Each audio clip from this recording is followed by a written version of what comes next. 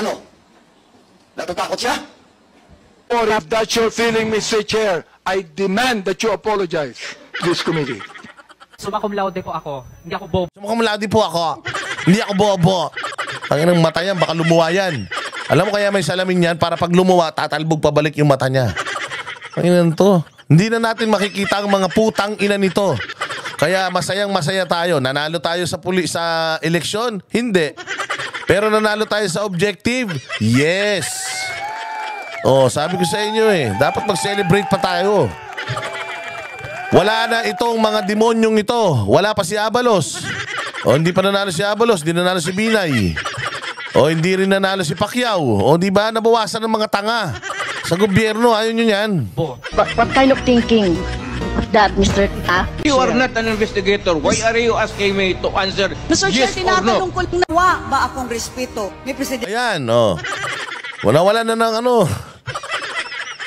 nawala na ng wakwak diyan sa Cebu. O ayaw nyo yan, di ba? O paano na ngayon 20 pesos na kilo ng bigas nyo? Utang ina niyan. Sabi nyo magre-resume. Sabi nyo magre-resume yan pagdating ng pagtapos ng eleksyon. Paano pa magre-resume? Wala na si wakwak. Ang nandiyan dyan na si Pambari 4 na. O paano na yan? Paktay ka diha. Presidente Duterte, wala. Kung tulog na lang. Utang ina, ito pa isa. Gago, tiriling. Pumunta ka na sa Mars. Bumalik ka na sa Mars. Putang ina niyan. Nagpapadala na sila doon ulit ng unggoy. Pumunta ka na doon. Tapos tumakbo bang senador doon. Gusto mo presidente. Kunyemas ka, wala naniniwala sa'yo. Puta na pakasinungaling mo kasi. Lahat ng hawakan mo nagiging tae. Hindi kasi King Midas.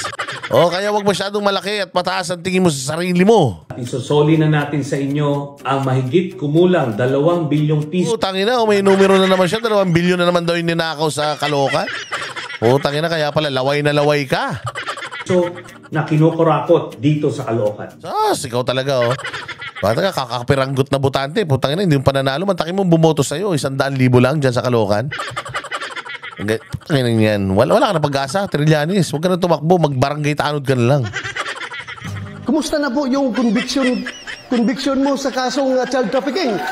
Ano na po nangyari? Nangyari ka ngayon. Putang ina, hindi ka na senador. Hindi ka na congressman. Convicted ka ng child abuse. Putang ina ka, I am expecting to see you behind bars, you mother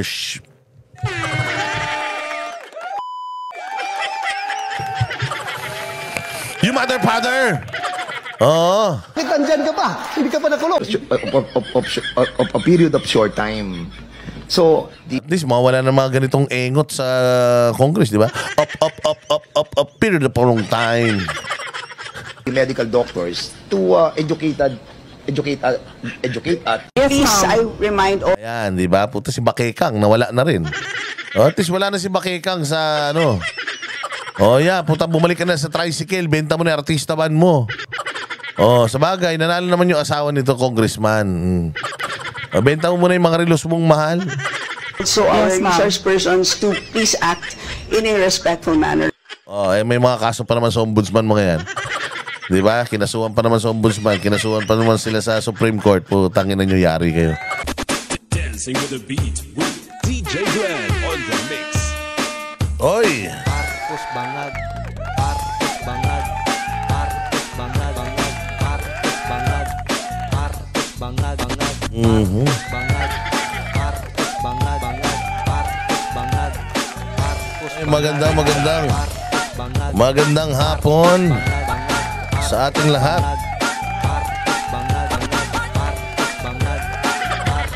Kamusta naman ang ating mga buhay-buhay? Ito na naman ang inyong pinakapaboritong fake news peddler sa balat ng YouTube. Ang pinakawalang kwentang vlogger. Ang vlogger na walang basihan ng lahat ng mga sinasabi. At ang vlogger na mahilig lang mangupal sa social media.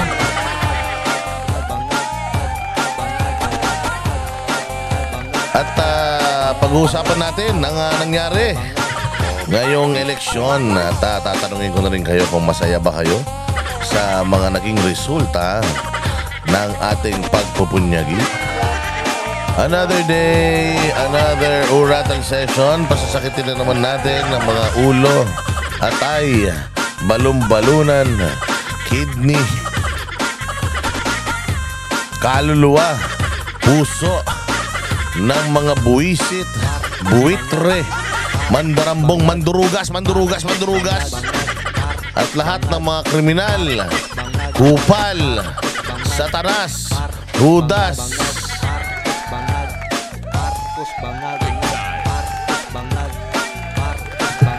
Ayan na nga mga bossing. At malinaw na malinaw. Lumilinaw na po unti-unti ang mga kaganapan sa eleksyon 2025. Ano, malungkot ba kayo? Malungkot? Syempre, nalulungkot ang sambayan ng Pilipino habang ang ibag abot na hanggang pisngi. Hindi, kasi tayo'y magdamag na nagbantay sa Halalan 2025. Oo. Kasama ang banateros at ang mga bigating news anchor ng news anchors ng SMNI. Tayo lang po ang nagbalita ng magdamagan. Sanay na sanay tayo dyan. Sanay na sanay ang SMNI dyan. Alam nyo naman, hindi ba, noong 16-day siege dyan sa Davao City, dyan sa KOJC compound, I think nag-broadcast kami ng 18 araw. Walang tulugan talaga yun, mga bossing. Talagang blow by blow. Lahat ng mga kaganapan dyan sa Davao during that time, hindi natin pinalagpas yan. So, sanay na sanay tayo isang araw lang. O, kaya napakarami nating napag-usapan kanina sa ating show. Pero mas marami tayo syempre pag-uusapan ngayon. Focus. Ayan, syempre, you cannot win them all. Ika nga, you cannot have him all. O, bagamat natalo yung karamihan sa mga kandidato natin sa PDP, ay kahit papaano yung mga pumirma naman doon sa mga sa impeachment ni VP Sara, yung mga hayop na mga kongresista na walang kasing yayabang, ay kahit papaano nabalahibuhan at yung iba sa kanila nalagas. Ayan, so sabi nga nila merong maganda nangyari, meron ding hindi magandang nangyari. So ngayon ang pag-uusapan natin yung mga kandidato natin. Oo, 10. Utang ina nyo kasi ang kukulit nyo eh. Diba? Sinabi ko na sa inyo. Diba? Ano nangyari? O, ito yung mga pumasok. O, tingnan natin. Ito yung mga pumasok, ha? Para makita nyo sino mga pumasok. Ay, hindi yan. Ito yung mga pumasok. Asan na? Anak ng tinapay, oh. Ayan yun, eh. Asan yun?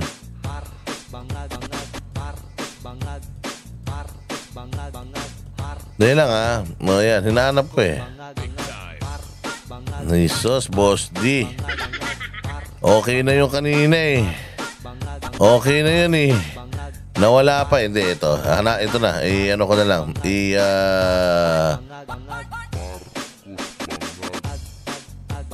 Ilabas ko. Okay na yung kanina eh. Na ano ko lang, baka napindot ko lang ulit. Ito. Ayan, ito na mga bossing. Ingat lang. Ayan na. So ito, yung mga pumasok na kandidato ng mga partido, lahat ng mga tumakbo ngayon, ito ang pinalad. Number 1, Senator Bongo ng PDP laban na 25,827,893. Palakpakan natin. Ayan nga, tinan nyo, at actually, nabawasan yan eh. Kagabi, 26 million na yan, biglang naging 21 million. Pero ngayon, so far, ito yung numero nila. Pumapangalawa pa rin si Ma'am Aquino. Utang ina yan talagang hindi ko maintindihan paano nangyaring 20 million. Well, sabihin na natin, Iglesia ni Cristo dahil siya rin ng BARM. Tapos, ang lakas ng endorsement ni Gadon In-endorse lang ni Gadon nanalo, sarili nga niya, hindi niya mapanalo. Tapos solid kasi yung 14 million ng Dilawan. Ito, it also makes sense. Yung numbers ni Aquino, ayan, kung titingnan natin, kay Pangilinan, nakuha ni Pangilinan yung 14.7 million. Yung 14.7 million na yan, mga bossing, yan yung solid Pinklawan Dilawan Oo, solid Pinklawan Dilawan. Tapos idadagdag mo pa yung INC endorsement, yung JIL endorsement, yung Mindanao or MILF ba yun?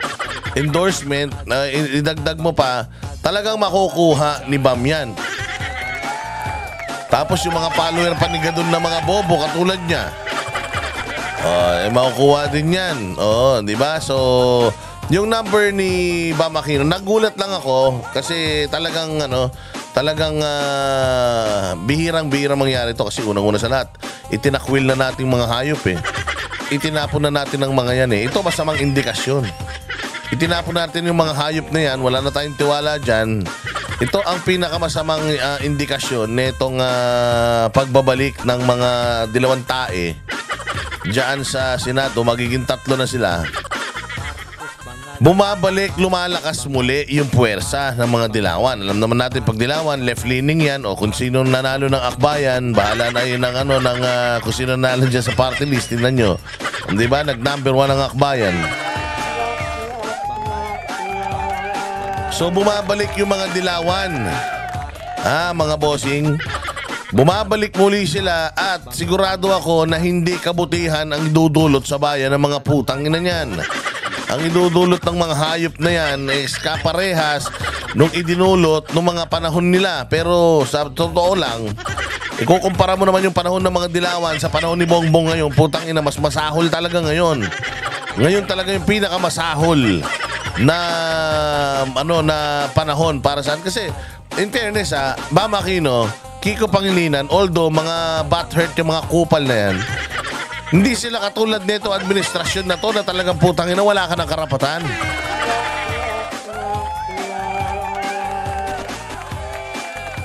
So, to me, yung bumoto kay Bam Aquino na 20 million, yung numero niya, to me, it makes sense. Kasi marami talagang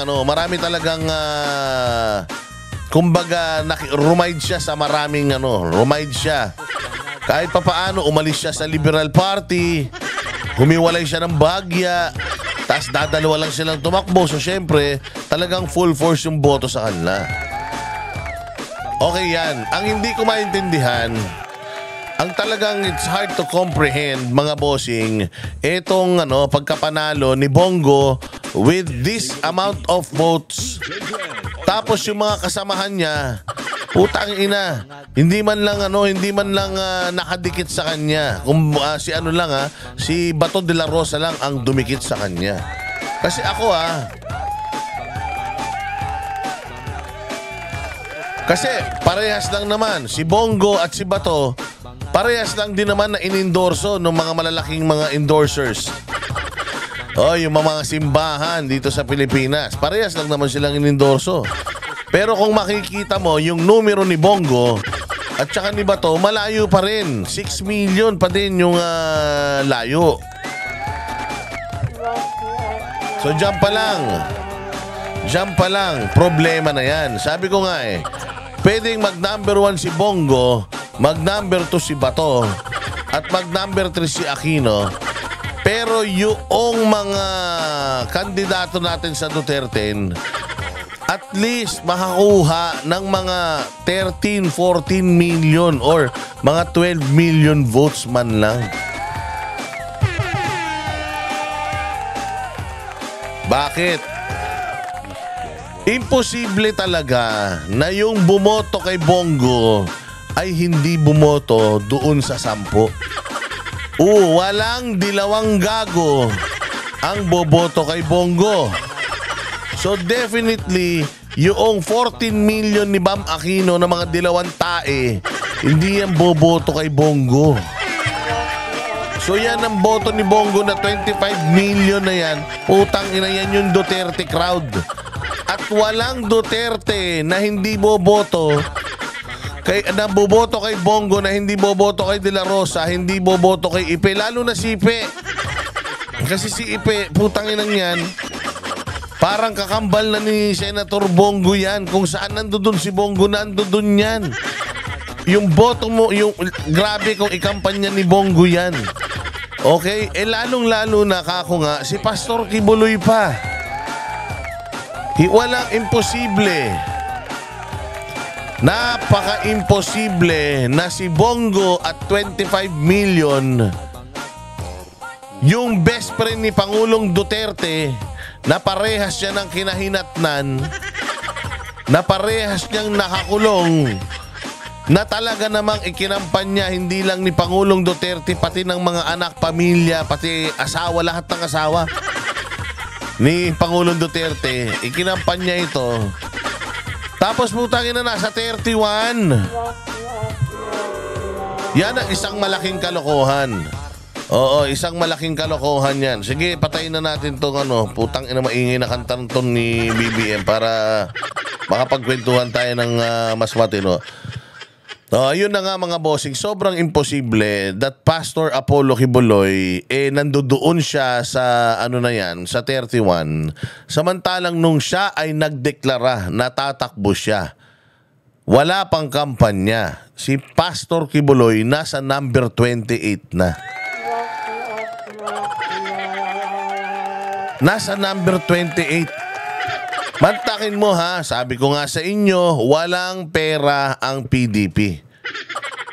Ang PDP naging successful ang kanilang mga pag-ikot sa buong Pilipinas, hindi lang sa buong Pilipinas, pati sa ibang bansa, dahil na rin sa Pastor Apollo Kibuloy for Senator movement. Nak ng tokwa, tayo lang ang partido na nakakapag-simultaneous na broadcast, hindi lang broadcast yung mismong rally, simultaneous.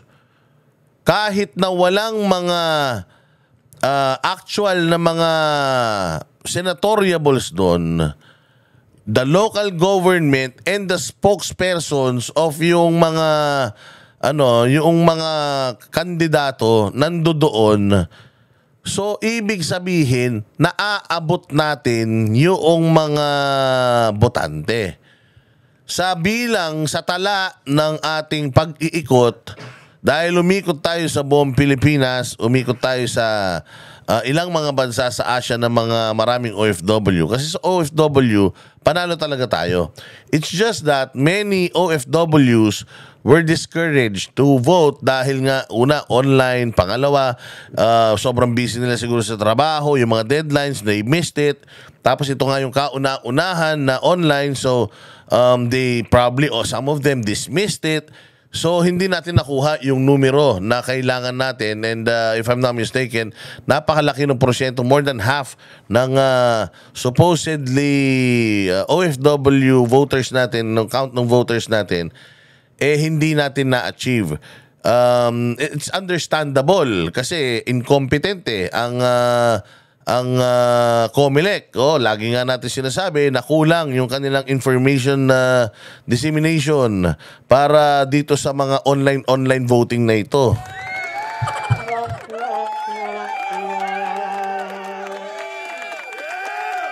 Hindi ba? So ngayon, nung ating pag-iikot, we at least ito we contacted we made contact, as in contact, ang Pastor Apollo for Senator movement. Nagbabahay-bahay yan, nagfa-flyering yan. Aside from that, nagta-town hall meetings pa tayo. Every town hall meetings, mga bossing, tuloy-tuloy yan, walang patid yun. At least 5, 6, hanggang 10 town hall meetings per day yung ginagawa natin. we are getting yung mga information nung mga uma-attend sa atin. We just for us to have a count kung ilan yung ating kumbaga naaabot nung ating mga plataforma. So, meron tayong 20 million na mga naabot.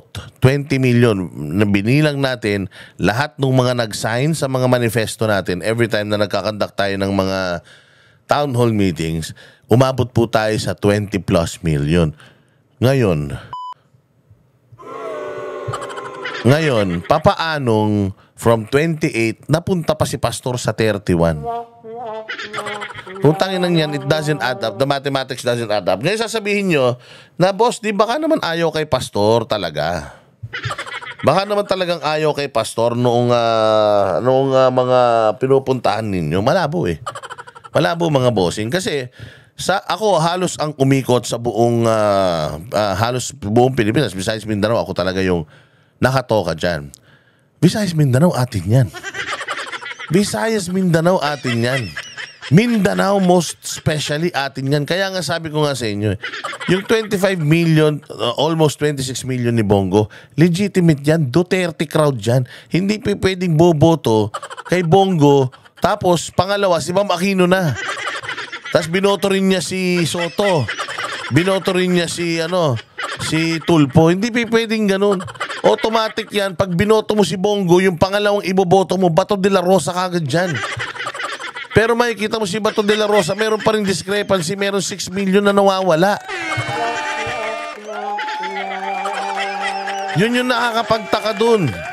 Sabi ko nga sa inyo, sa Duterte, at least Bato, Bongo, si Marcoleta, si Pastor Apollo Kibuloy, at saka si Vic Rodriguez, yung 5 na yan, sila talaga yung pambato natin eh. Diyan sa,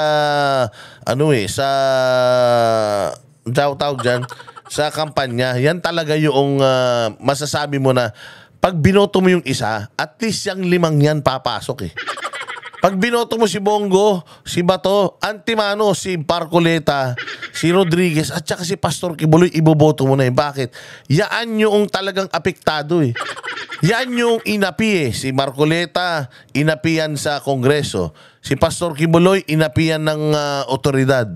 Si Vic Rodriguez, inapian ng administrasyon, tinanggal yan. So kung revenge vote yung hinahanap natin, sabi ko nga sa inyo, Bongo, Bato, yan si Marcoleta, Pastor Kibuloy, tsaka si Rodriguez, hindi dapat yan malalaglag sa 12. Maniwala kayo.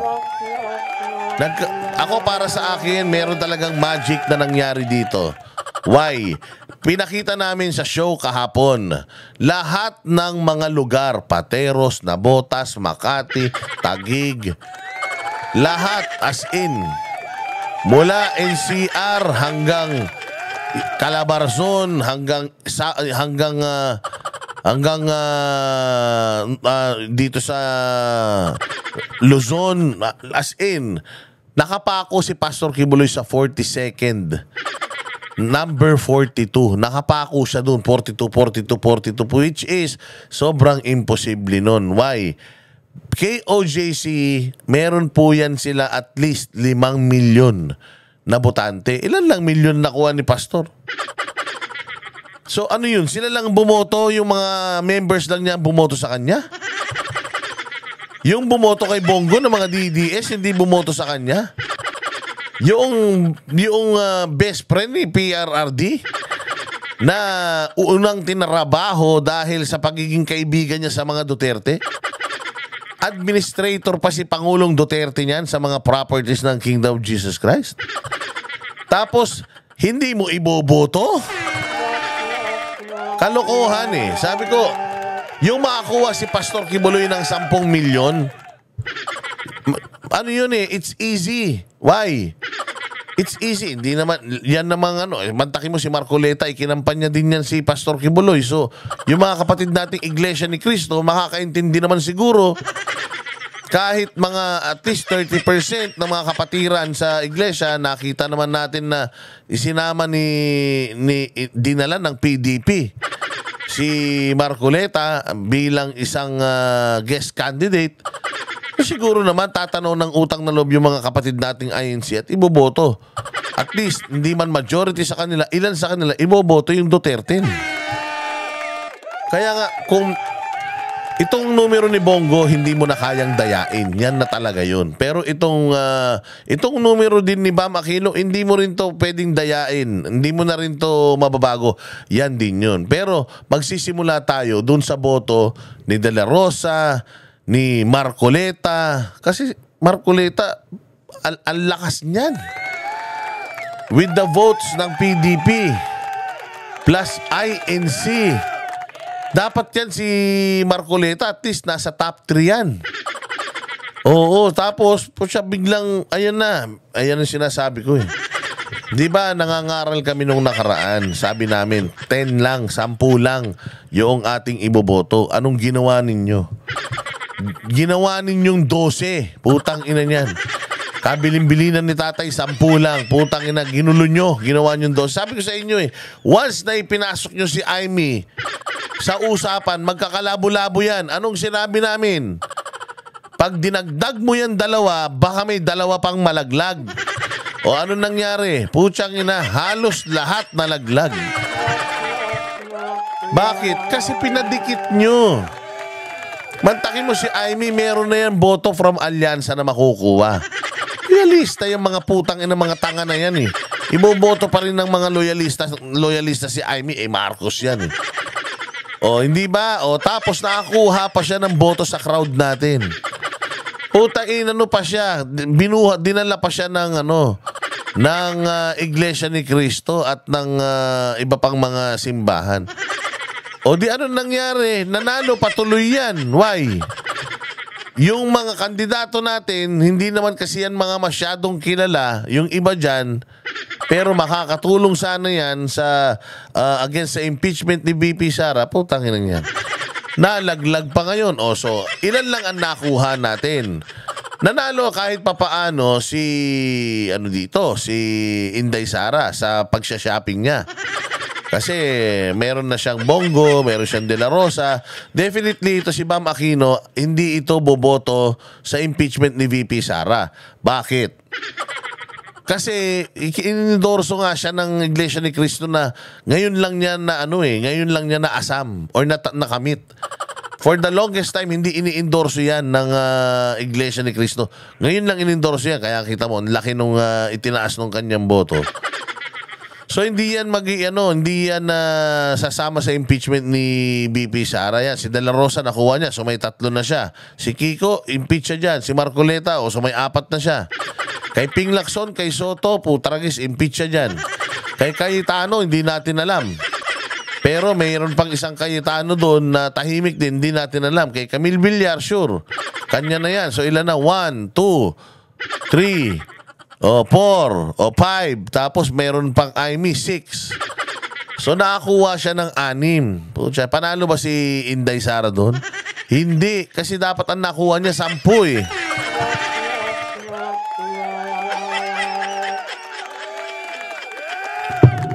So delicates to si BP. I-expect nyo na to na si BP wala na to. Matatanggal na to. Dahil dito sa ginawa ninyo, dapat 10 lang, boto pa kay 2. Yari tayo ngayon, nalaglag yung mga kandidato natin. Well, masaya ako kasi, una, isang Tulfo lang ang pumasok. I would have preferred Ben Tulfo over Erwin Tulfo, pero Erwin Tulfo, nakatanim na yan eh. He's really popular. Nagamit pa rin talaga niya yung pagiging DDS niya. So move on na tayo dyan. 2 Tulfo, 2 Cayetano, 2 Villar. Putang ina niyan, meron pang 2 ehersito. Puta, party na dyan sa pamilya na yan. Tanginang tatangan nyo talaga. Putang ina nyo, binoto nyo pa talaga yung magkakamag-anak. Pucha yan, puros magkakapatid na yan. Bahala kayo sa buhay nyo kung anong mangyari dyan. O sige, so at least naman, on the other hand, mga bossing, at least natalo si Abalos. Yung nuknukan na yabang ng putang inang Abalos na yan, at least natalo. O hindi ba masaya na rin tayo, natalo si Abalos.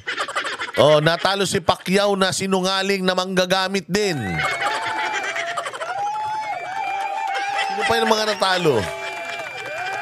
Dahil lang, sino pa yung mga hindi nanalo sa alyansa ng mga kupal? Si Abi Binay, putang ina mo ka, hindi ka nanalo, kupal ka. Oh.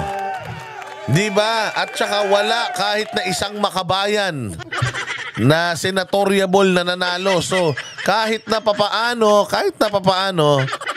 medyo okay pa din. At saka kahit na papaano, sabi nga the show must go on. Basta importante, hindi nanalo. Hindi nanalo si Abalos, okay na. At saka nawala na itong mga hayop na ito. Nawala na itong mga kupal na ito. Diyan sa diyan sa kapangyarihan. Talo si Abante. Talo si Kimbo. Putang ina, talo si Fernandez. Ito si Tililing. Taragis puro sa kangkungan. Talo din yan na yung guilty ng child abuse. Si Franz Castro na pinsan ni Claire Castro. Talo din yung mangkukulam. Mukhang mangkukulam lang pala. Diyan sa Cebu na si Gwen Garcia na traidor sa mga Duterte. Oy, alam nyo ba, nakausap natin yung nanalong gobernador dyan sa Cebu. Si Pambari 4, napakabait nun. Akala ko talaga hindi siya mananalo. Pero talagang lahat ng narinig ko sa Cebu, nanalo. Sabi ko nga, sobrang imposible. Nalo na sa local elections, nanalo yung mga PDP Nanalo yung mga PDP. Tapos, katulad to si Pambari 4. Walang pondo to. Si Pambari 4, umangkla yan sa Pastor Apollo for Senator movement. Lahat ng mga political rallies, town hall meetings ng KOJC sa Cebu, sinama namin to, si Pambari 4. Nanalo siya. At alam ba sabi niya? Kaya daw siya tumakbo dahil daw kay Pastor Apollo Kibuloy. At saka sabi niya, pagka nanalo ako, talagang papupuntahin ko si Pastor dito, pabibindisyonan ko yung Kapitolyo dahil maraming niyawa dyan.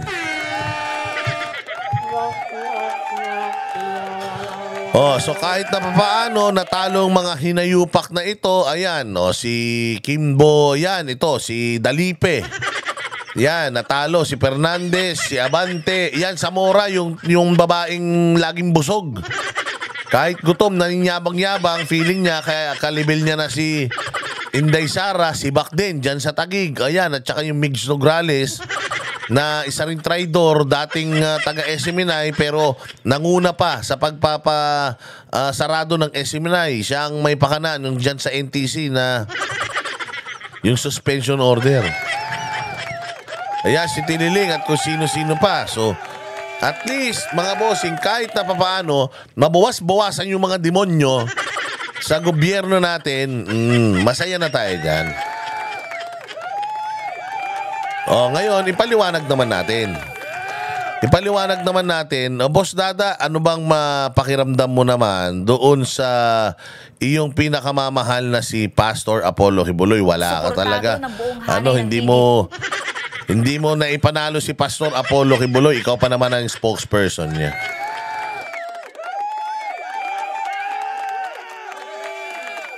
Wala talaga kayong mga banateros. Hindi nyo na ipanalo si Pastor Apollo Kibuloy. Lahat na lang talaga ng mga sinamahan nyo natatalo.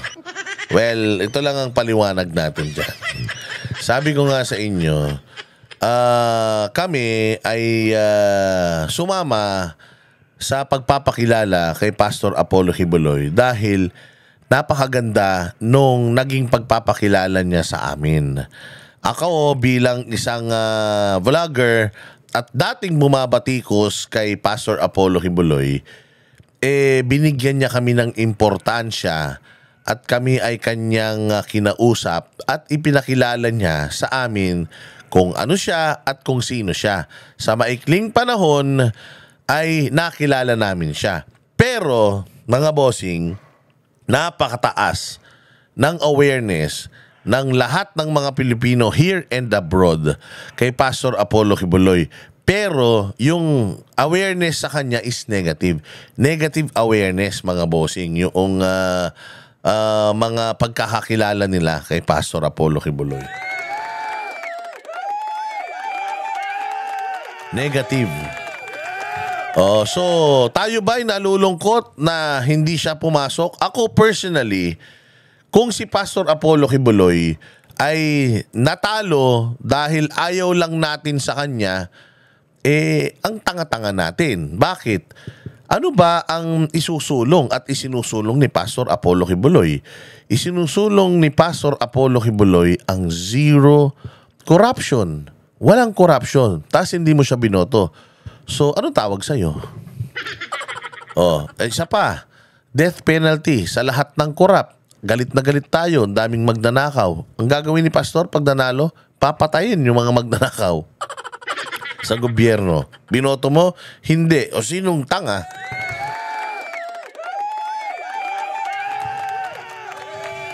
Plano ni Pastor Apollo Kibuloy na pagdugtong-dugtongin ng Pilipinas para mas mapabilis ang transportation, hindi lang ng tao, pati produkto, turista, mas marami nang pupunta sa atin, at saka investors. Ayaw mo ba nun? Kung hindi mo siya binoto, ayaw mo nun. O ano pa? Free education, pabahay, OFW pension, healthcare, libreng gamot, turismo, lahat ng kanyang 70 proposed bills na nagawa nung siya ay nakapiit, lahat yun ang makikinabang tayong mga Pilipino. Name it, kung anong maisip mo, food security, ano pa ba yung mga, ni Pastor? Libreng medical assistance, libreng legal assistance, libreng edukasyon. Mantakin mo yan, meron siyang eskwelahan. Tapos, reforma sa mga kulungan. Dahil nakulong siya, nakita niya kahirapan sa kulungan, gusto niyang maggawan ng reforma yung sistema sa kulungan. Lahat ng yan, sino makikinabang? Pilipino, tayo. Ba't di mo binoto kung hindi mo binoto? Diba? Bakit mo hindi binoto? Kaya nga ako, naniniwala ako na may magic na nangyari dito. Sino ang ayaw sa ganong klase ng mga plataforma? Hindi naman kayo lahat mga relihiyoso, mga putang ina nyo. Kasi kung ang pinagbabasihan nyo, kaya hindi ko iboboto si Pastor dahil sa mga pronouncement niya ng Son of God and all, anak ng tinapay. Natural, anak siya ng Diyos. Ikaw ba? Hindi ka ba anak ng Diyos? Putang ina mo ka, kung hindi ka anak ng Diyos, edi anak kanino? Ng demonyo. Tarantado kayo. So yun lang ang pinagbasihan nyo, and that is spiritual. Meron siyang paliwanag, pahayag, kapahayagan tungkol dyan. Ang pinag-uusapan natin dito, Bayang Pilipinas. Napakaganda ng gusto niyang mangyari sa Bayang Pilipinas kahit na ano ang iyong religious orientation. Kung ano man ang iyong paniniwalang espiritual, wala siyang pake. Pilipino ka, makikinabang ka sa mga gagawin ko para sa Pilipinas. Hindi na kailangan ni Pastor ng pera. Nakita nyo naman, nakapag-mobilize sila, live broadcast ng mga meeting di avance, buong kampanya sa buong Pilipinas. Pastor Apollo Kibuloy, kaya nga finifreeze yung asset niyan eh. Kaya nga yan sinikili, kaya nga yan kinasuhan eh, dahil akala nila lahat ng pera ng mga Duterte dito nang gagaling eh. O, di ba? O, kaya nga siya tinrabaho eh.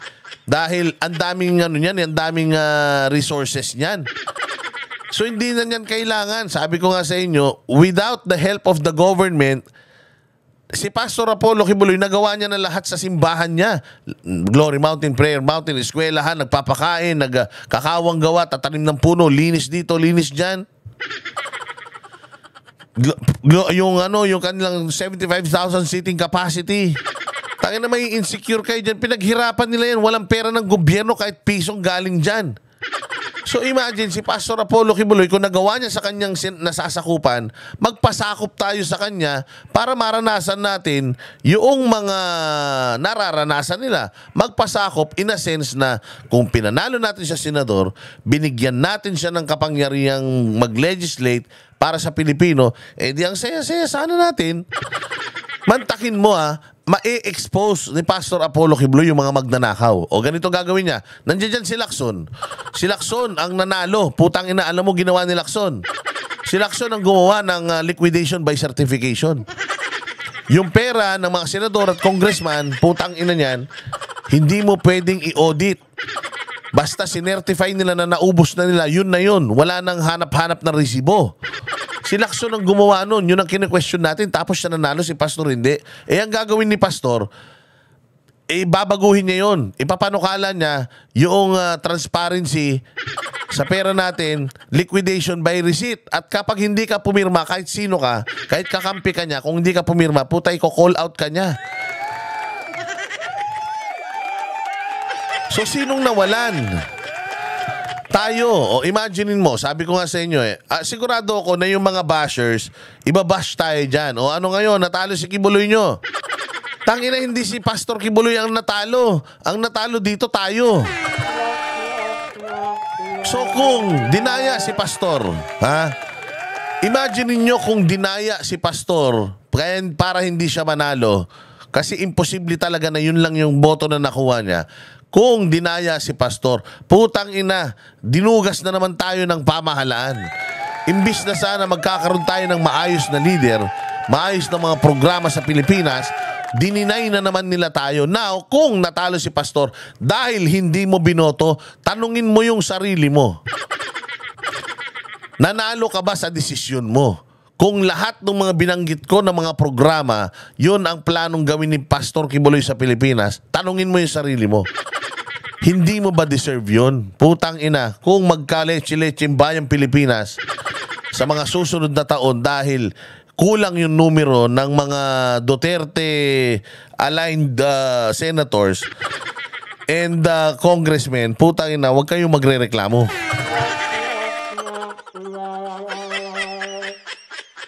Kasi sa totoo lang, sa mga bashers at saka doon sa mga nakikinig, umpisa pa lang panalo na kami.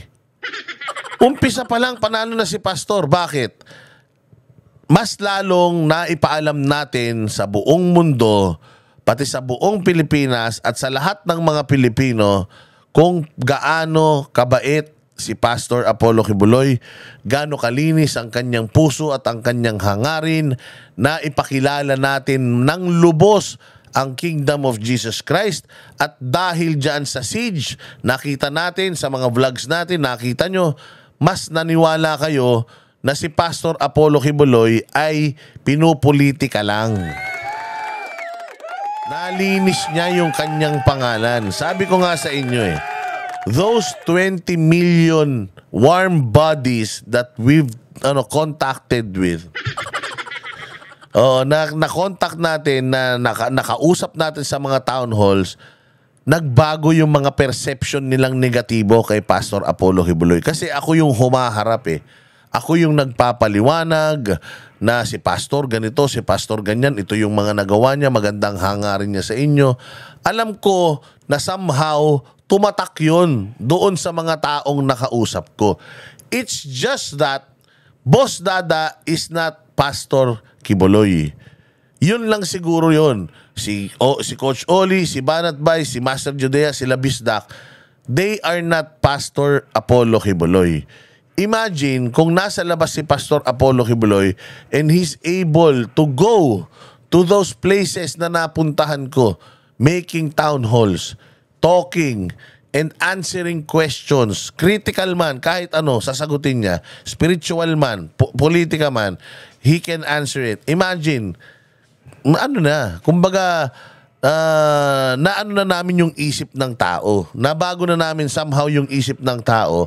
So by then, or by the time comes, the Pastor Apollo is out, maayos niya yung kaso niya, and makaikot na siya, balikan itong mga lugar na ito na pinuntahan namin at mga tao na nakontak namin, napakadali na lang niya, mas lalo, kilala na siya nitong mga to.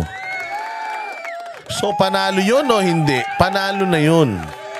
The fact that Pastor Apollo Kibuloy was able to show the world anong klaseng leadership meron siya, anong klaseng mga members ang kanyang tinaguyod, ilang buhay yung kanyang iniangat, ilang milyong Pilipino yung na-inspire sa istorya nila, ilang Pilipino yung naawa sa kanila na binababoy sila ng mga pulis pagkatapos ng lahat biglang bati-bati na. Nakita ng buong mundo kung gaano kadisiplinado, gaano kababait, gaano kagaganda, gaano katatalino itong mga taga-SMNI, taga-KOJC. Panalo na si Pastor Apollo. Nakausap namin si Pastor Apollo Kibuloy. Nakausap namin siya before this election, yung botohan. And we asked him, sabi ko, ako personally asked him, Pastor, nalulungkot ka ba na hindi ka dinala ng INC? Alam mo ang sabi niya, no, actually, I'm relieved. I'm relieved kasi halimbawa, nanalo tayo, in-endorse nila tayo, tapos may na-disappoint ko sila. O, di ba? At least yung parang wala akong utang na loob kahit kanino. Kung halimbawa man, manalo ako, o at least nanalo tayo ng tayo. Hindi tayo nanalo na may bumuhat sa atin. Although, boto yung gusto natin, pero at least ang utang na loob natin is talagang sa Pilipino, hindi sa mga organisasyon.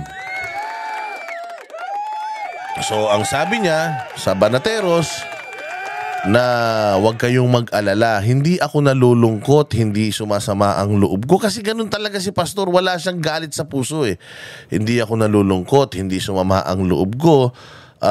Lahat ng nangyayari sa bayan natin, lahat ng nangyayari araw-araw, scripted na yan. Gawa na yan ng Panginoon, lahat yan, will ng Panginoon yan. So kung anong mangyari, kung manalo tayo, kaloob niya. Kung matalo tayo, ibig sabihin, hindi pa natin panahon. Itutuloy natin yung ginagawa natin. Tutuloy natin yung humanitarian services natin. Tutuloy natin yung mga scholar natin. Itutuloy natin yung mga cleanup drive natin. Tutuloy natin yung yung mga pagtatanim natin ng puno. So same old. Babalik lang si Pastor Apollo Kibuloy sa kanyang ministry, which is palaguin lalo yung Kingdom of Jesus Christ na mas lalong nakilala sa buong mundo dahil dito sa election na to. So nagpapasalamat kami sa election na to at tumakbo si Pastor Apollo Kibuloy, nagkaroon kami ng reason para umikot sa buong Pilipinas, ipakilala si Pastor. So nanalo ba kami? Oo, panalo kami. Kasi kung hindi tumakbo si Pastor, di ba? Kung hindi siya tumakbo na senador, hindi sana kami nag-iikot at kinakampanya siya, pinakikilala siya sa tao. Pero dahil nga nag-decide siya na tumakbo, minobilize niya lahat ng mga assets niya to go around the world para yung plataforma niya ilabas, yung hangarin niya sa Pilipinas ilabas, pagmamahal niya sa bayang Pilipinas ilabas, umikot kami, hiwa-hiwalay kami, nakikipag-usap kami kung kani-kanino. Panalo na kami, di ba? Kasi nalinis na ni Pastor Apollo Kibuloy yung pangalan niya, yung maling perception ng tao sa kanya. Na kung hindi eleksyon, sana nakaupo lang kaming ganito. Nagbabalita lang kami sa SMNI, nakaupo lang kami ng ganito, wala sana tayong mga naabot na tao, hindi ba? So at least yon face to face, hindi lang sa vlog natin na ipakilala natin si Pastor Apollo Kibuloy. So ano na yun, it's an achievement for us. Malay naman natin, si Pastor Apollo Kibuloy hindi yan hindi yan taong madaling panghinaan ng loob. I am sure na this will not be the last time that you will see him try to clean this country.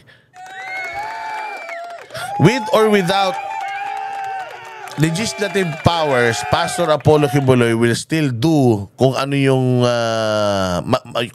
laman ng puso niya, which is linisin, tulungan ang gobyerno para maging maayos ang Pilipinas. Hindi siya ihinto dyan.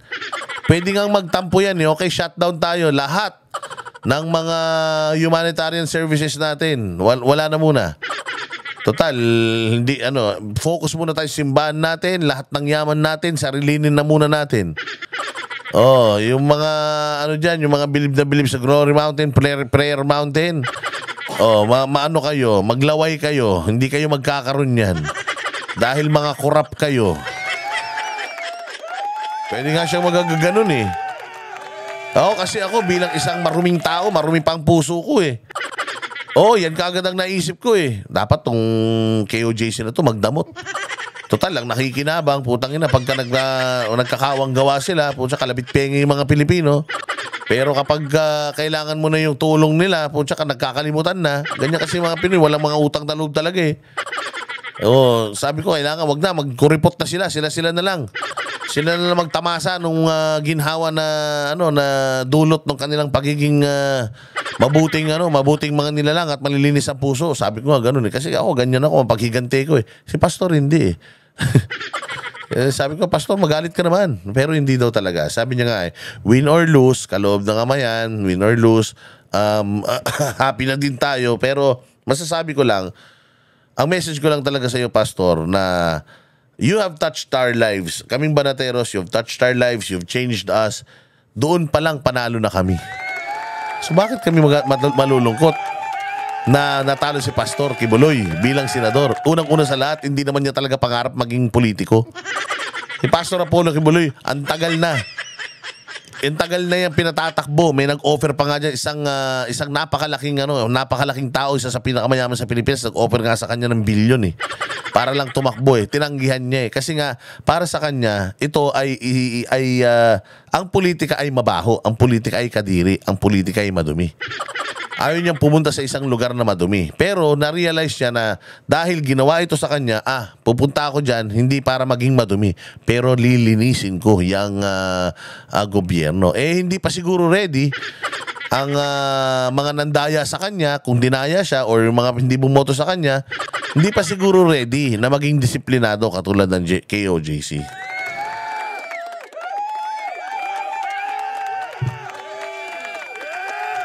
Kaya ito, panoorin natin mga bossing itong isang balitang ito patungkol sa yung dynamics ng magiging yung magiging itsura ng ating Senado sa piling nitong mga nanalong kandidato. Panoorin po natin ito para ating maintindihan at magkaroon tayo ng something to look forward to.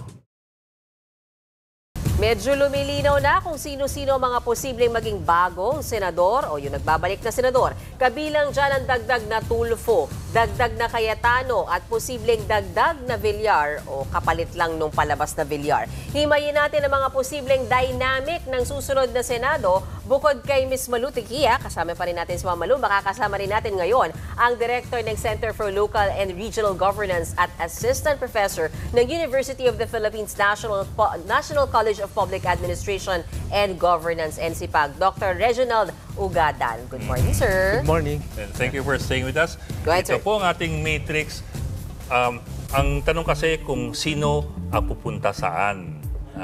Again, we're talking about possibilities. In politics, nothing is ever set in stone. So these are possibilities given maybe their political history, their past alliances, their present alliances, and their potentially future alliances.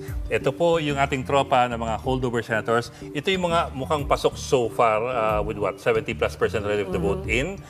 So ito yung mga malamang napapasok. Ang tanong kasi, anong magiging political alignment sa Senado? Pero this is in the context, let's put it in the context of impeachment. Kasi it's the elephant in the room. Impeachment is going to come whether Totoo yan. Everything is about impeachment. And honestly, this election is Marcos versus Duterte. This election is Marcos versus Duterte. Itong 2028, dahil pumasok itong mga dilawan, hindi na natin alam.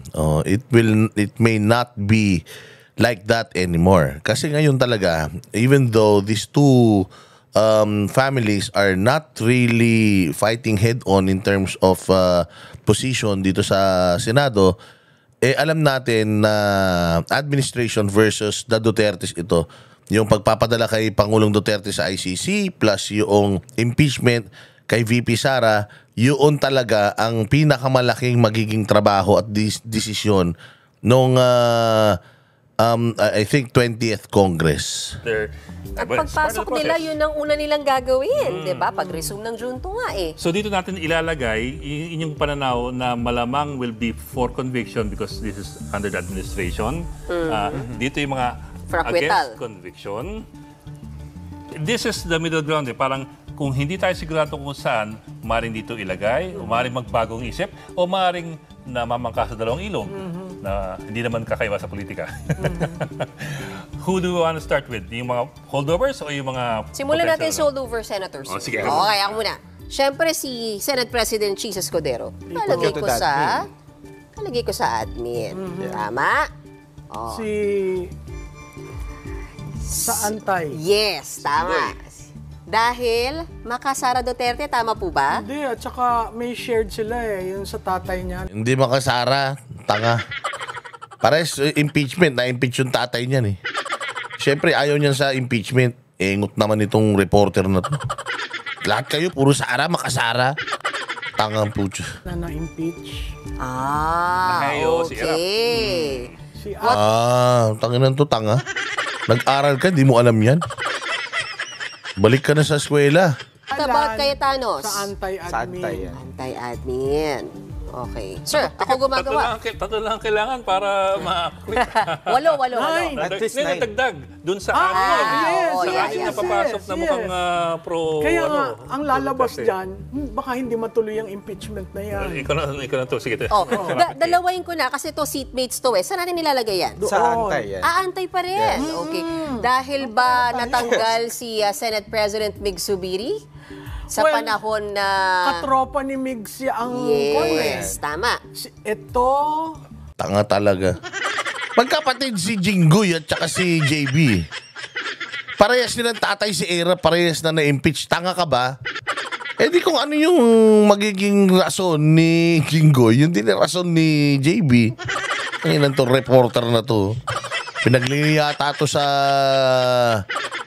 Pinagliyata to sa taho. At saka si Villanueva. Si Villanueva parang magsuswing for me eh. Hindi ko pa siya masyadong, yes. Saan natin siya ilalagay? What if we put him muna dito? Dito muna. Para lang meron tayong flexibility. Saan si Joel ito? Yes. Lagyan natin sa swing. At least para may flexibility lang tayo na pwedeng pumana dito, pwedeng pumana dito.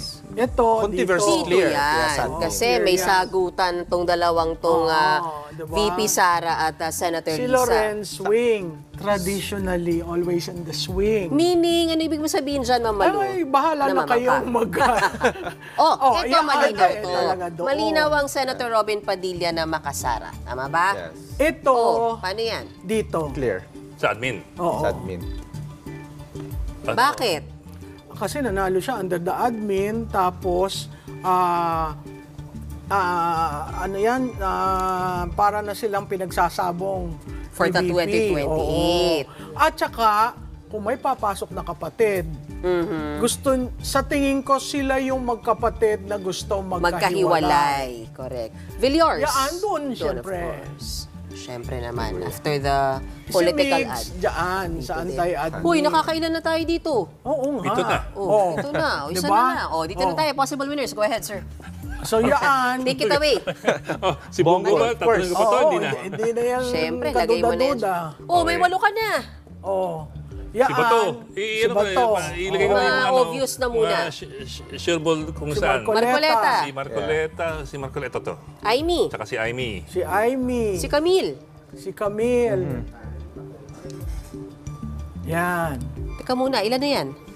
1, 3, 6, 9, 12 na. Yan. So, kung makikita mo, simula pa lang, alam mo na yung pwedeng maging output ng impeachment ni VP Sara. So, in terms of PDP, yung interest natin na hindi ma-impeach si VP Sara, mukhang magtatagumpay tayo doon. Yun naman ang importante sa atin eh.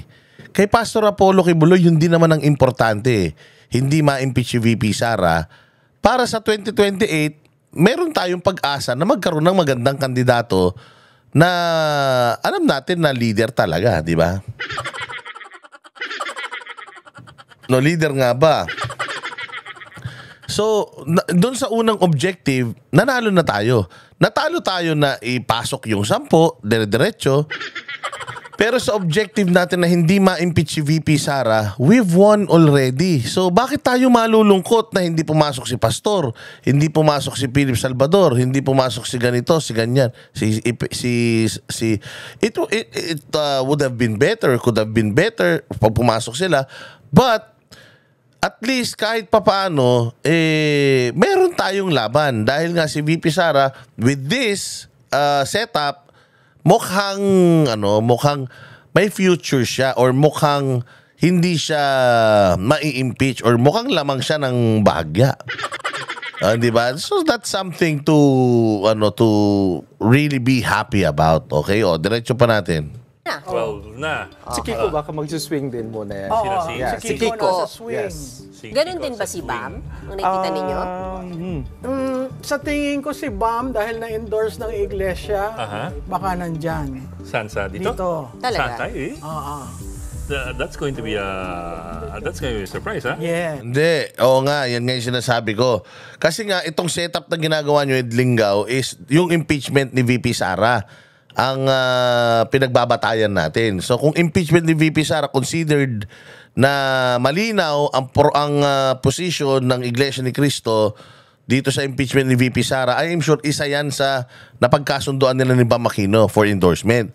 Kaya si Bam Aquino will not be pro impeachment for VP Sara kasi tatraidorin niya yung Iglesia unless traidor talaga siya. Unless tatraidorin niya. But it's safe to assume for now na talagang anti-impeachment yan kay VP Sara dahil sa INC endorsement.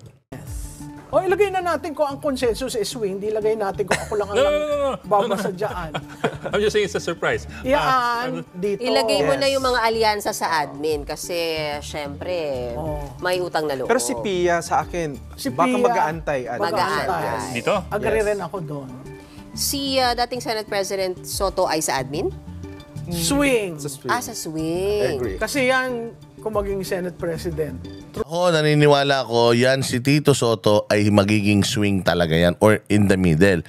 Independent yan. Yan si Tito Soto, parang si Amy Marcos din yan, politiko yan. Gagamitin yan kung sino yung pwede niyang gamitin. Pero hindi mo yan madidiktahan. Si Tito Soto is always been independent and safe. Parang si Loren Legarda din. Laging sa safe side yan mga yan nakalagay. Kaya itong admin na to, sabi ko nga engot din talaga tong admin na to. Sa pagpili ng kanilang mga kandidato na akala nila, ikaw ba naman Tito Soto ka, papayag ka adik yung sinusundan mo, di ba? Nanalo ka na Nanalo ka na. Meron ka pang, pagtapos niya, meron ka pang isang termino another 12 years yan. Nanalo ka na. So, ba't mo pa siya kailangan? Di ba? Hindi mo na siya kailangan. Besides, co-equal body ang Senate Hindi ka naman niya pwedeng brasuhin Through the help of the Vice President. Okay. Ping. Para mag-Ping. Si Ping, swing? Kasi sinasabi niya, alam mo, wag na tayong mag-impeachment. Si Ping, ako, nasa swing din yan. Parehas yan. Kaya nga sabi ko nga sa inyo, di ba? Si Ping Lacson, si Tito Soto, irrelevant na sila Kasi ito lang yung laman lagi nilang ginagawa They want to be on the safe side. wala naman talaga yan mga panukala na talagang significant sa buhay natin mga Pilipino. Usually mga panukala niyan, basic lang naman talaga eh. So, at saka ano naman talaga ito, mga butterfly naman ito talaga eh. Dati galit sa Marcos, naging Marcos. So ngayon, sigurado ako na pag yan nakabalik sa power, ano yan, hindi yan magpapasa ilalim kay Bongbong Marcos. Kasi dating mga galit din naman kay Marcos itong mga to. Dating mga nagpapa hair follicle nga to eh. Kasi kung halimbawa papasok nga si Manny Pacquiao dyan, pupunta yun si Manny Pacquiao dyan sa swing eh. Kasi pare-parehas yung batch na yan ng mga senador, putang ina pare-parehas, walang silbi, stagnant mga yan. As in, ano lang sila, senator, ginagamit lang talaga nila yung status as senator. Ano lang nila yun, status lang talaga nila yun. Pero yung seryoso ba sila sa trabaho nila? Hindi ko naramdaman. So dyan lang sila sa swing.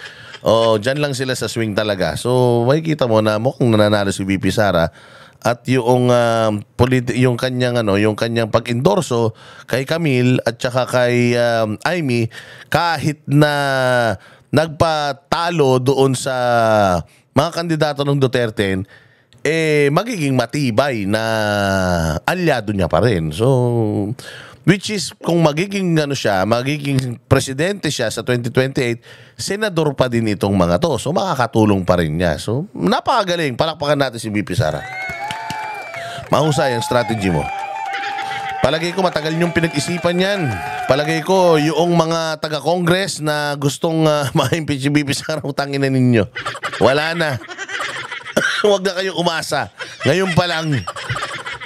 Ayusin natin ang problema natin, nakakakuha yan ng panahon sa oras natin. Swing or... Hindi, pero yan naman at si Soto, usually yes, bloke yan. O idilagay na natin sa swing. Right, sir. Sino yung... Lito Lapid. Lito Lapid, admin. Admin. Yes. So, ang klaro natin dito as far you two are concerned, 5 ang nasa admin. Yan. So, lumalabas, 5 admins, meron tayong wildcard na 5, tapos meron na tayong 12 na boto. So, kung yan ang pagbabasihan natin, kaya na si VP Sara, absuelto na. Nakaw! Patay! Patay ka ngayon, Romualdez. Pucha yan. Tapos ito si Chis Escudero, mapapatalsik pa to. Mapapalitan to, sigurado si Chis Escudero bilang Senate President. Putragis yan. Pag napalitan si Chis bilang Senate President, pupunta yan dyan sa swing. Mabubuwasan ka pa ng isa. Hayop na yan. De, pero ito, napakagandang nito. Kaya ko to pinakita para ipakita sa inyo na somehow, there's a light at the end of the tunnel. Importante lang naman kasi sa atin sa ngayon is kung ano yung kaya nating ipanalo na laban. Sa ngayon, yung impeachment ni VP Sara yung pinaka-importante. Yung si Pangulong Duterte na nasa ICC, inaasikaso na yan ng mga abogado niya. And I hope and pray na as soon as possible, makabalik si Pangulong Duterte sa Pilipinas. So that is one of our priority, pero least na inaasikaso natin ngayon because of the impeachment. No, matapos ang impeachment, kung manalo si VP Sara, yan na tayo. Ang political shift, putangin na yan. Ang political shift, mga bossing, biglang lalakas yan basta hindi ma-impeach si VP Sara. Putaragis yan. Maniwala kayo, lahat ng mga congressman, lahat yan, parang mga asong ulul yan. Na bubuntot-buntot na naman yan kay VP Sara. Akala mo may hawak si VP Sarang buto. Ganyan na naman ang mangyayari dyan. Biglang mabilis na power shift, mawawalan na ng following etong current administration kasi nga iniisip na nila yung future. Now, gagawin nila lahat para, kasi kung hindi man ma-impeach, alam mo gagawin mga kupal na yan? Tayo na plunder sa ombudsman. Yun naman ang gagawin ng mga yan. Yun talaga, yan talaga gagawin ng mga hayop na yan. Kumbaga, lahat ng gagawin talaga nila para ito si VP Sara, mapigilan nila. At yung power shift as early as now, makuha niya na yung mga supporters, funders, pati yung mga, pati yung influence ng mga nasa Congress, local government. Kasi madaming mga PDP nanalo sa LGU eh. So, ayan na. Magsisimula na yan. Magsisimula na si Inday Sara. Sabi ko sa inyo ito yung kung hindi nyo, kung naalala nyo sa mga nakaraan kong vlog na putang ina yung si VP Sara, yung in-embrace na niya yung I will be president someday and I will take your heads. Ito na yun. It's starting now. Napakahusay. It's a calculated move. Kahit pa paano, nakasama sa Duterte, pero nakabuti naman sa kanya, ang ultimate goal naman natin, hindi naman personal para sa kanya para sa ating lahat. So kung halimbawa ako senador, si Pastor ako po, Apollo Kibuloy ako, magagalit ba ako na hindi ako nanalo? Putya, nakikita ko na lamang si Inday Sara ngayon, magiging masaya na ako. After all, I am pro-Philippines. Mahal kong bayan Pilipinas, hindi makakabuti sa Pilipinas kung may impeach si VP Sara. Therefore, kung matalo man ako, pero mananalo si VP Sara sa impeachment niya, okay na ako dun. So, wag niyo muna kaming asarin. Kasi hindi naman kami naaasar. At the end of the day, yung ulo namin, mga Duterte, may pag-asa pa rin. So, tuloy-tuloy ang laban. Yan yung sinabi sa amin ni Pastor Kibuloy na tuloy-tuloy pa rin ang laban. Kasi, magsisimula ulit yung demolition job na mas malala sa mga Duterte. Demolition job na mas malala ito sa susunod na 3 taon. Kaya dyan tayo magfo-focus ngayon. Didepensahan natin yung gusto nilang trabahuhin na si VP Sara. Pastor Apollo Kibuloy definitely will not stop here. He will still continue being the good person that he is. Kung ano yung kanyang mga dating ginagawa, he will fight this case and he will win this case and he will win everyone. Tandaan yan. Inday Sara embracing the I will be president someday. Nagpunta sa mga distrito, nanalo siya sa mga distritong ibang pinuntahan niya, yung mga ibang congressman nanalo pa din. But I am sure na mga basang sisiw na lahat yan. Dahil ko nga sa inyo si Chua, yan si Luistro. May mga ano yan, meron siyang pinanghahawakan sa mga yan. At alam ko na may mga pangarap din ng mga yan, ayaw nilang masira sila lalo.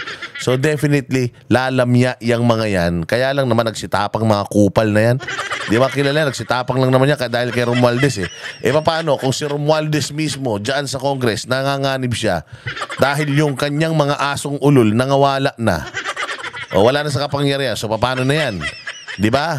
So ngayon, delicate siya. Hindi niya na ngayon lalong kayang gawin yung ginagawa niya sa Congress dahil dito sa Senate, may balanse na. Yan ang importante. So, nanalo tayo sa eleksyon. Nanalo tayo sa eleksyon? Hindi. Pero nanalo tayo sa objective natin. Congratulations sa ating lahat. Dahil ganun sila katanga. Ganyan sila kabobo. Akala nila by mere itong mga kandidato natin hindi nila iboto or dayain nila yung mga kandidato natin at hindi nila ipasok, akala nila doon na tayo magtatapos. Hindi po. Katulad din ng ginawa ninyo sa KOJC. Akala ninyo na nung sinakal ninyo yung funds ng KOJC when you seized and yung i-freeze ninyo yung assets nila, akala nyo KOJC will stop. Akala nyo yung kapangyarihan ng KOJC nasa pera. Hindi po. Ang kapangyarihan ng KOJC, alam mo kung nasaan? Nasa pagmamahal nila sa Diyos. Ganon din tayo. Akala ninyo na itong Duterte, ito na yung final na namin. Hindi po. Hindi po. Habang nagtatrabaho si VP Sara at nagtatrabaho kami ng kami-kami, ang bobo ninyo, hindi nyo nakita, nasilip, na-anticipate yung mga pwedeng mangyari. At ito na yung senaryo na meron tayo ngayon. Ito yung kinakaharap natin. So far, so good. Diba? Wag na kayo malungkot, ha? Pinaliwanag ko na kung bakit hindi kayo dapat malungkot. Soon, Pastor Apollo Kibuloy will go out. Soon, PRD will come home. Soon, Inday Sara will be president. May pag-asa ang bayang Pilipinas. Diba? Basta ang importante yan. Basta ang importante, unti-unti, nagkakaroon tayo ng nagkakaroon tayo ng linaw. At itong mga kupal na to, hindi na natin makikita sa wakas. Ano? Natatakot siya? Or if that's your feeling, Mr. Chair, I demand that you apologize to this committee. Summa cum laude po ako. Hindi ako bobo. Summa cum laude po ako. Hindi ako bobo. Tanginang mata yan, baka lumuwa yan. Alam mo kaya may salamin yan para pag lumuwa, tatalbog pabalik yung mata niya. Tanginan to. Hindi na natin makikita ang mga putang ina nito. Kaya masayang masaya tayo. Nanalo tayo sa eleksyon? Hindi. Pero nanalo tayo sa objective? Yes. Oh, sabi ko sa inyo dapat mag-celebrate pa tayo. Wala na itong mga demonyong ito. Wala pa si Abalos. O hindi pa nanalo si Abalos, hindi nanalo si Binay. O hindi rin nanalo si Pacquiao. O di ba nabawasan ng mga tanga sa gobyerno? Ayaw nyo yan. What kind of thinking that, Mr. You are not an investigator. Why are you asking me to answer Mr. Chair, yes or no? tinatanong ko lang nawa ba akong respeto ni Presidente? Ayan, nawala na ng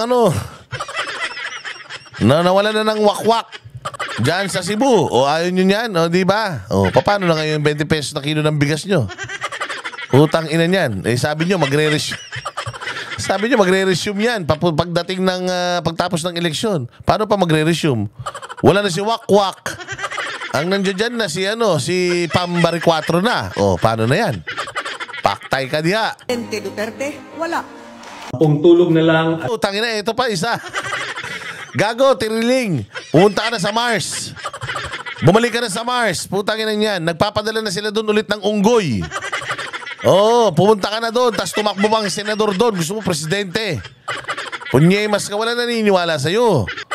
Puta na, pakasinungaling mo kasi. Lahat ng hawakan mo nagiging tae. Hindi kasi King Midas. Kaya wag masyadong malaki at pataas ang tingin mo sa sarili mo. Isosoli na natin sa inyo ang mahigit kumulang 2 bilyong piso. Tangina, may numero na naman siya. 2 bilyon na naman daw yung ninakaw sa Caloocan. Tangina, kaya pala laway na laway ka. So, na kinukurakot dito sa Caloocan. Ikaw talaga, Bata ka, kakapiranggot na butante. Putangina, hindi yung pananalo. Mantakin mo bumoto sa'yo. 100,000 lang dyan sa Caloocan. Wala ka na pag-asa, Trillanes. Huwag ka na tumakbo, mag-barangay tanod ka na lang. Kumusta na po yung conviction mo sa kasong child trafficking? Ano na po nangyari? Nangyari ka ngayon. Putang ina, hindi ka na senador, hindi ka na congressman. Convicted ka ng child abuse. Putang ina ka, I am expecting to see you behind bars, you mother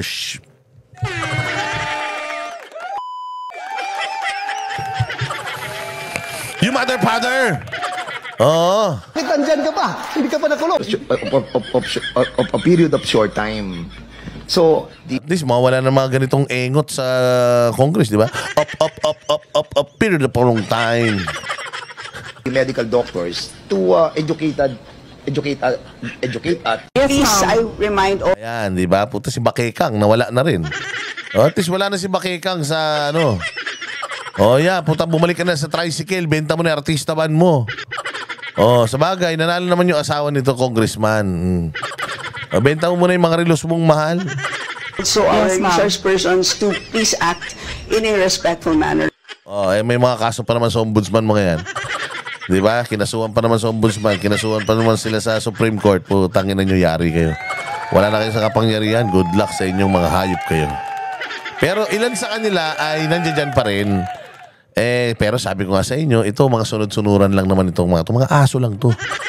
Ang gagawin nitong mga to, pag nakita nila that the power is shifting sa direksyon na hindi nila gusto, putangin na lahat yan. Mga traidor, mga aso nga yun.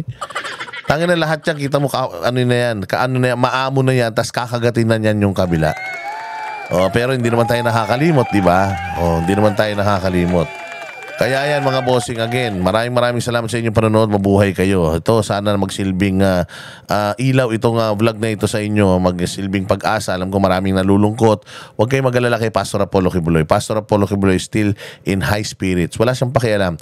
Manalo siya or matalo siya, he's still the person that he is. He still do his best. Yung mga nalalabing panahon sa buhay niya ay gagamitin niya para sa ikabubuti ng Pilipinas. At ako'y nangangako na hanggang sa huli, sasamahan namin si Pastor Apollo Kibuloy sa kung ano man ang kanyang plano sa Pilipinas, yung paglilinis niya sa Pilipinas, kung gusto niyang gamitin ang Banateros, nandito pa din kami. Walang iwanan. Never kaming nang iwan na maaaring natalo tayo dito sa laban na ito. But objectively, yung ating laban ay sa pangkalahatan na ipanalo natin. Naikandidato natin yung mga kandidato sa kabila ng mga tanga na hindi manalo, nag-succeed tayo ron. Doon pa lang, panalo na tayo. Nung maipakilala natin si Pastor Apollo Kibuloy, gano'n siya kabait, gano'n siya kagaling, gano'n kagandang hangarin niya sa bayang Pilipinas, gano'n kagandang KOJC, gano'n kalawak yung kanilang reach, gano'n sila kamapagmahal sa bayang Pilipinas. Doon na ipakilala natin yun sa buong mundo, sa ibang lahi. Doon pa lang, panalo na tayo. Maraming salamat mga bossing. Kita-kits tayo ulit sa susunod na vlog. Kami ang boses ng masa, hindi natatakot. Katotohanan lang, di kami nalulunod. Walang bahid ng sismis, lahat ay totoo. Kahit sino ka pa, pag mali ka babanatan ka. Walang pinipili kulay, wala kaming kinikilingan. Basta para sa bayan, kami lalaban. Pag tama palakpakan, pag mali banatan. Di matitinag, di matatakot, para sa bayan tuloy ang sigaw. Sa harap ng kamera, walang halong takot. Mga baluktot, lahat kayo'y tutumba. Ang hustisya at totoo, yun lang ang mahalaga. Kahit sinong harang, di kami matitinag. Walang pinipiling kulay, wala kaming kinikilingan. Basta para sa bayan, kami lalaban. Pag tama palakpakan, pag mali banatan. Di matitinag, di matatakot, para sa bayan tuloy ang sigaw. Kung nasa tama ka, ikaw ay aming kasama. Pero pag mali ka, handa ka na bang mabasag? Banateros kami, walang inuunan, dahil bayan muna bago ang sarili.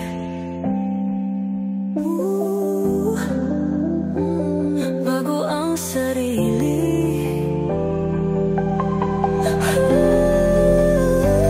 Pag tama palakpakan, pag mali banatan. Banateros ang sigaw, katotohanan ang laban.